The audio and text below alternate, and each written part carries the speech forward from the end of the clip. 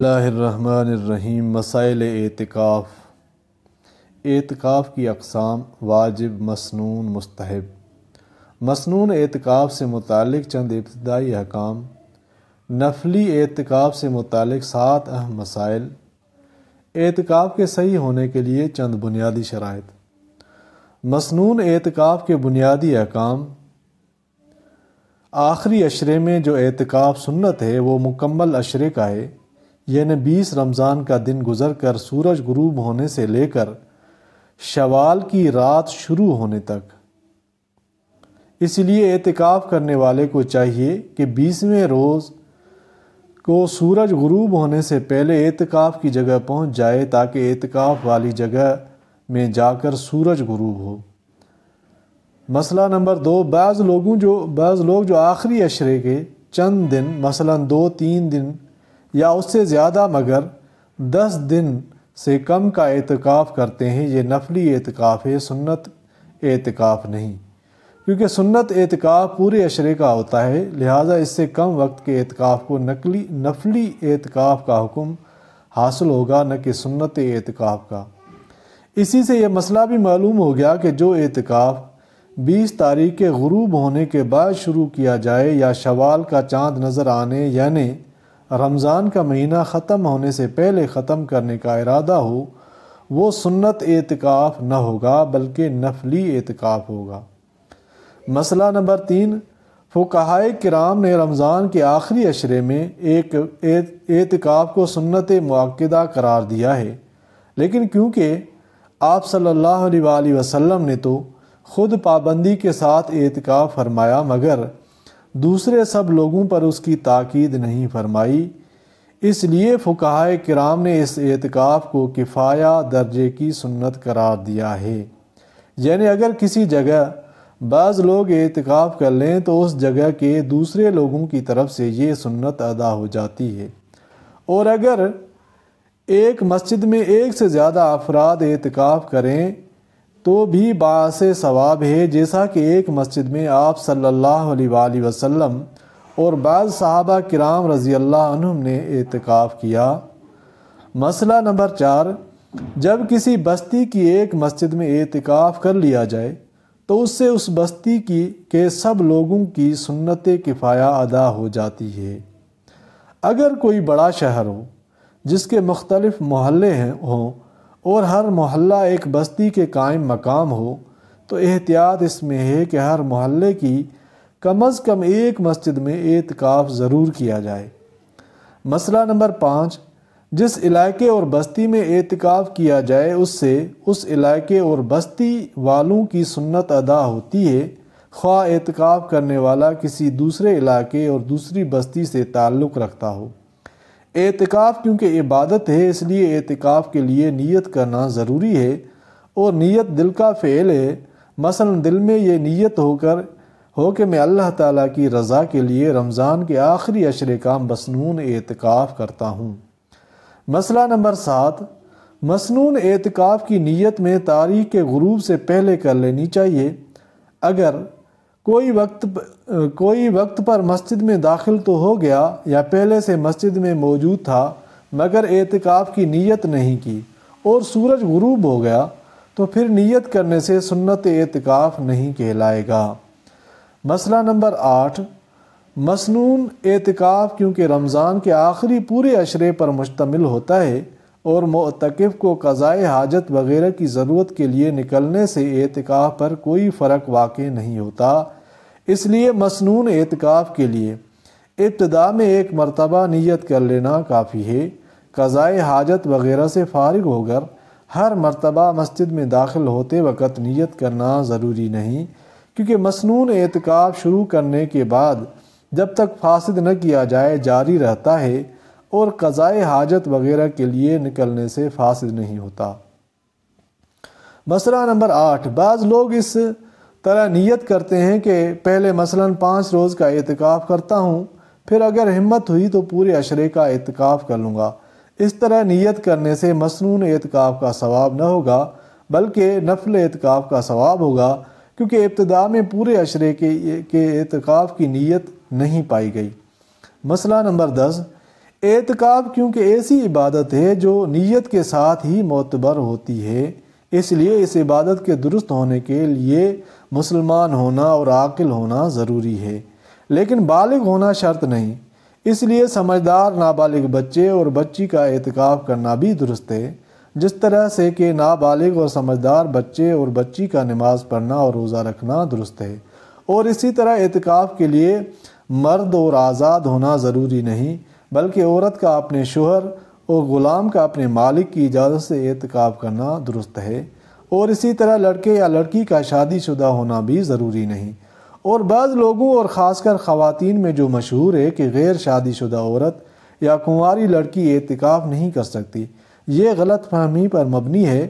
اعتکاف کے لیے شادی شدہ ہونا ضروری نہیں۔ اسی طرح بعض لوگ یا عورتیں جو یہ سمجھتی ہیں کہ جس عورت کی اولاد کم عمر ہو وہ اعتکاف نہیں کر سکتی، یہ بھی درست نہیں۔ اگر بال بچے والی عورت اعتکاف کرے تو بھی درست ہے، اور اعتکاف کی حالت میں اس کا اپنے بچے کو دودھ پلانا بھی جائز ہے۔ مسئلہ نمبر 11، اگر عورت شادی شدہ ہو تو اعتکاف کے لیے شوہر سے اجازت ضروری ہے۔ شوہر کی اجازت کے بغیر بیوی کے لیے اعتکاف کرنا جائز نہیں، لیکن شوہروں کو چاہیے کہ وہ بلا وجہ عورتوں کو اعتکاف سے محروم نہ کریں، بلکہ اجازت دے دیا کریں۔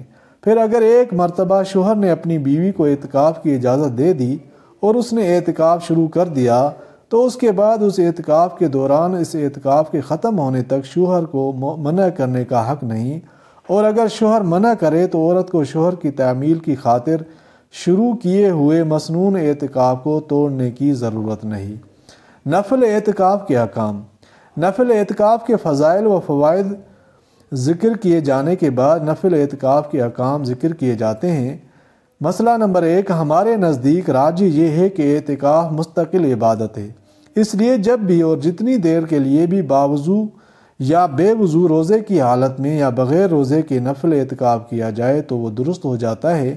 البتہ باوضو اعتکاف کرنا زیادہ فضیلت کا باعث ہے، جس کی تفصیل آگے آ رہی ہے۔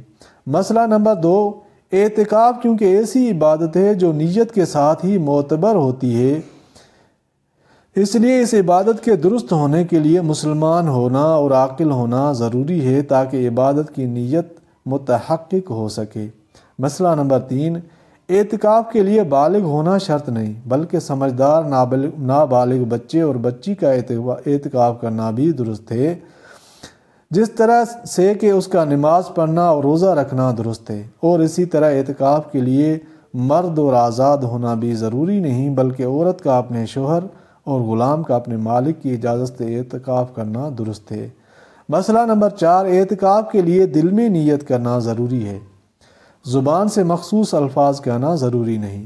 اور اعتکاف کی نیت کے لیے جس طرح دل میں یہ نیت کرنا معتبر ہے کہ وہ اعتکاف کرتا ہے، اسی طرح مسجد میں عبادت و تقرب اور ثواب حاصل کرنے کی دل میں نیت کرنا بھی کافی ہے، کیونکہ شرعی اعتکاف کی حقیقت تقرب و عبادت یا حصول ثواب کی نیت سے مسجد میں ٹھہرنا ہے۔ مسئلہ نمبر 5، اعتکاف درست ہونے کے لیے مسجد کا ہونا ضروری ہے۔ مسجد کے علاوہ کسی اور جگہ اعتکاف کرنا درست نہیں۔ البتہ امام ابو حنیفہ رحمۃ اللہ علیہ کے نزدیک عورت کا اعتکاف درست ہونے کے لیے مسجد کا ہونا ضروری نہیں، بلکہ گھر کی نماز پڑھے جانے والی مخصوص جگہ میں بھی عورت کو اعتکاف کرنا درست ہے، جس کی تفصیل اور متعلقہ مسائل آگے مسنون اعتکاف کے ذیل میں آتے ہیں۔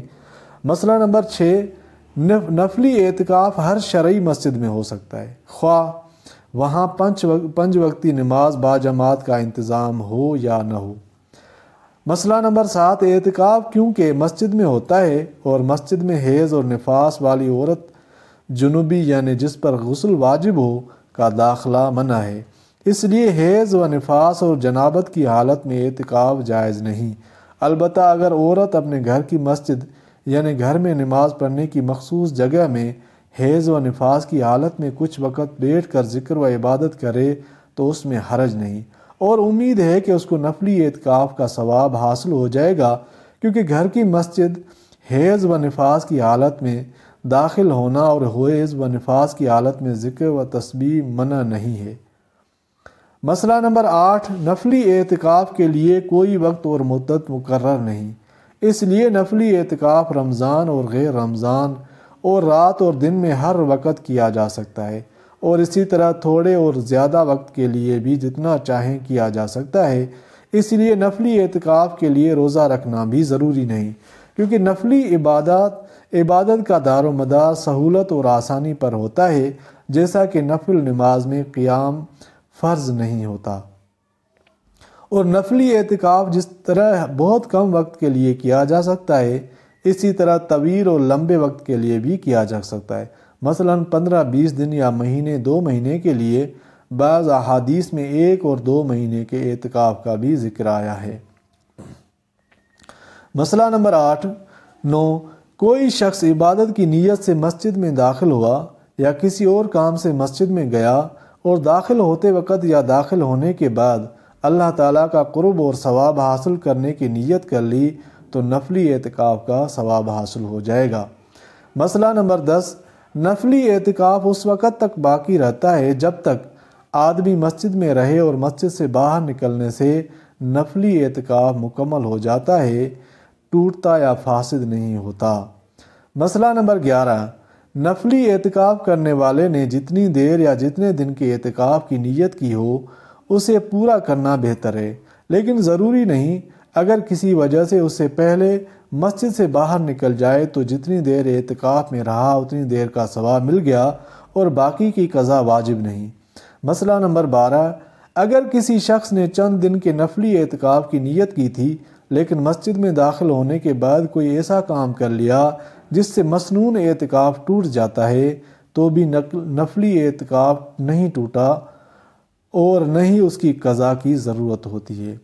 مسئلہ نمبر 13، جو شخص مسجد میں نفلی اعتکاف میں بیٹھا تو اسے کسی غرض سے مسجد سے باہر نکلنا جائز ہے، خواہ وہ غرض ضروری درجے کی نہ ہو، اور اگر نفلی اعتکاف والا شخص بار بار مسجد سے باہر آئے اور پھر مسجد میں جائے اور مسجد میں داخل ہوتے وقت اعتکاف و عبادت اور ثواب حاصل کرنے کی نیت کرتا رہے تو اس میں بھی کوئی حرج نہیں، اس کو ہر مرتبہ داخل ہونے سے لے کر نکلنے تک نفلی اعتکاف کا ثواب حاصل ہوتا رہے گا۔ مسئلہ نمبر 14، نفلی اعتکاف یوں تو ہر زمانے میں کیا جا سکتا ہے، لیکن رمضان میں نفلی اعتکاف کا ثواب زیادہ ہے۔ جن لوگوں کو رمضان المبارک کے پورے عشرے میں سنت اعتکاف کرنے کا موقع نہ ملے ان کو چاہیے کہ وہ اعتکاف سے بالکل محروم نہ رہیں، بلکہ نفلی اعتکاف کی سہولت سے فائدہ اٹھاتے ہوئے جتنے دن نفلی اعتکاف کر سکتے ہوں اتنے دن کر لیں۔ اگر زیادہ نہ ہو سکے تو ایک ہی چھٹی وغیرہ کے دن کا اعتکاف کر لیں، یہ بھی نہ ہو سکے تو چند گھنٹے کا اعتکاف کر لیں، اور کم از کم مسجد میں جاتے ہوئے تو یہ نیت کر ہی لیا کریں کہ جتنی دیر مسجد میں رہیں گے اتنی دیر اعتکاف اور ثواب حاصل کرنے کی حالت میں رہیں گے۔ غرض ہے کہ نفلی اعتکاف ایسا آسان عمل ہے، اس کو انجام دینے میں نہ زیادہ وقت لگتا ہے اور نہ محنت کرنی پڑتی ہے، اور مفت میں نفلی اعتکاف کا ثواب مل جاتا ہے۔ صرف توجہ اور نیت کی بات ہے۔ اس کا تقاضا تو یہ ہے کہ یہ عادت بنا لی جائے کہ جب بھی کسی وجہ سے مسجد میں داخل ہوا کریں تو اعتکاف اور حصول ثواب کی نیت کر لیا کریں۔